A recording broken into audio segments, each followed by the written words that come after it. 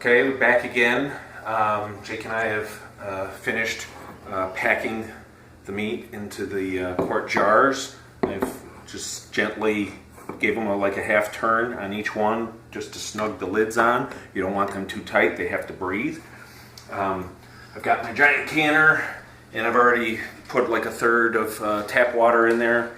You don't want to fill it too much to begin with because you've got to place all these jars into the water.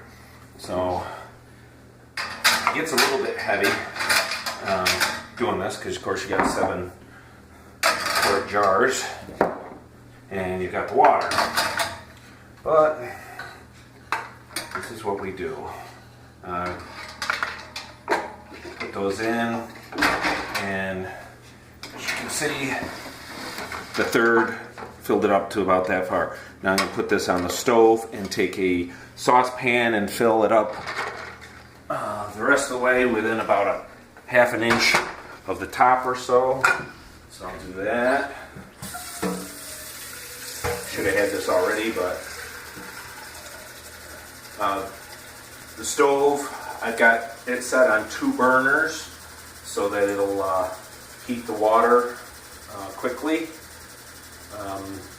It'll take probably 45 minutes to an hour to get the water to boil. The trick with getting water full enough, you got to have this all full, but the water as you're boiling is going to evaporate as you're boiling it, and at some point you're going to have to add more water to the process. So I keep the saucepan on the stove full of water, and I actually will boil the water to add more water to it. You don't want to put cold water into the boiling canner. I've had experience with that in the past where I've cracked jars of venison because I was just using cold tap water. It's about a quarter of the way, about an inch from the top or so. Everything's covered. I'm going to get this stove lit up. There we go. Put the cover on. Once it starts boiling, you want to start timing it. You're going to cook it for 3 hours. You're going to want to put the cover on, of course, to the side because it'll boil over. But the key trick to this is once it's boiling and that water goes down below the lip of these, you're in trouble. You've got to keep them covered in water through the whole process.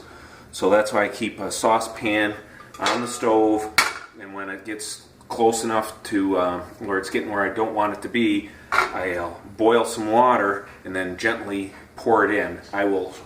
When I get to that point, we'll do another video and I'll show you. So now it's basically just let it cook, and we'll come back in a little while. Thanks.